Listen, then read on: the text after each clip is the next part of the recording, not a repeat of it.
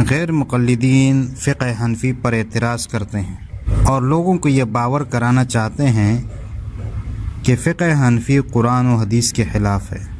تو غیر مقلدین کا ایک عالم ہے مولوی یوسف جی پوری، اس کی کتاب ہے حقیقت الفقہ۔ اس میں یہ فقہ حنفی پر اعتراضات کرتے ہیں۔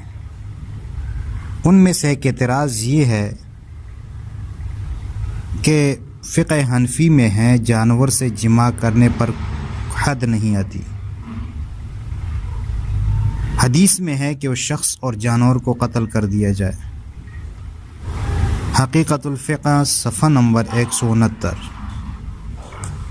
اور اس نے حوالہ دیا ہے فقہ حنفی کی کتابوں کا، در مختار جلد نمبر 2 صفحہ 414، عالمگیری جلد نمبر 2 صفحہ 673، ہدایہ جلد نمبر 2 صفحہ 458، شرح وقایہ صفحہ 331، کنز صفحہ 192۔ تو اس نے جو یہ اعتراض کیا ہے اس کا جواب یہ ہے کہ جانور کے ساتھ بدفعلی کرنا حرام ہے، مگر اس کو زنا نہیں کہا جا سکتا، کیونکہ زنا انسانی جنس سے ہوتا ہے۔ اگر شادی شدہ انسان زنا کا ارتکاب کرے تو اسے رجم یعنی سنسار کیا جائے۔ اگر غیر شادی شدہ زنا کا ارتکاب کرے تو اسے 100 کوڑے مارے جائیں گے۔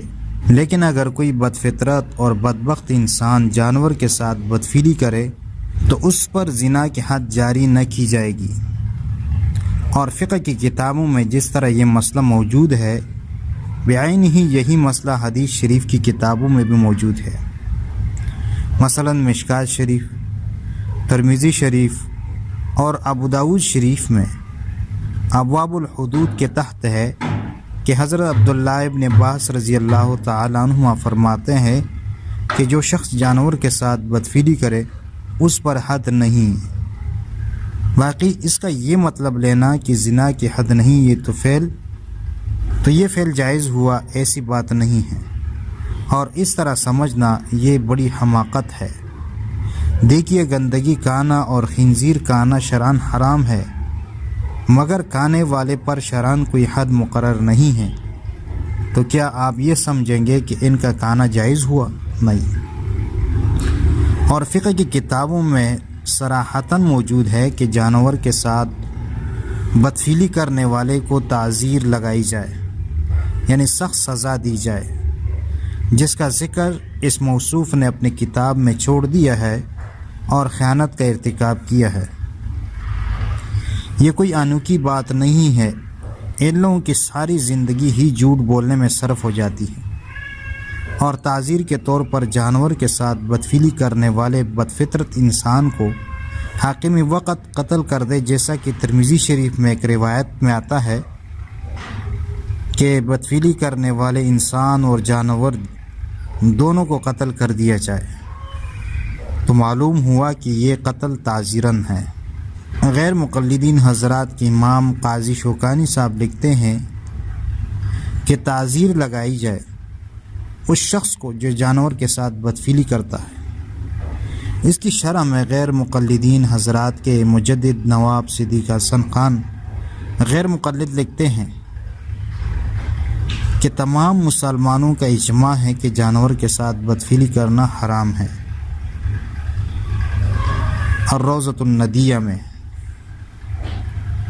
پھر اسی کتاب میں آگے یہ لکھتے ہیں، اور جو وجہ تعزیر کے ہم نے بیان کی ہے وہ یہ ہے کہ باجماع مسلمین یہ فعل حرام ہے، بس ایسا شخص مستحق تعزیر ہے اور گٹھ درجے کی سزا ہے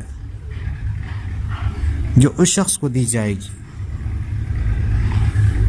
اور غیر مقلدین حضرات کے علامہ وحید الزمان نے بھی نظر الابرار میں تعزیر کا ذکر کیا ہے۔ کیا اس کا مطلب یہ سمجھا جا سکتا ہے کہ قاضی شوکانی، نواب صدیق حسن خان اور علامہ وحید الزمان غیر مقلدین جانور کے ساتھ بدفعلی کرنے کو جائز قرار دیتے ہیں؟ نہیں، ہرگز ایسا نہیں ہے۔ اسی طرح فقہ اور حدیث کی کتابوں میں حد کی نفی سے اس فعل کو جائز سمجھ لینا بہت بڑی خیانت اور حماقت ہے۔ اللہ تعالیٰ سے دعا ہے کہ اللہ تعالیٰ ہمیں صحیح بات سمجھنے اور اس پر عمل کرنے کی توفیق عطا فرمائے۔ آمین ثم آمین یا رب العالمین۔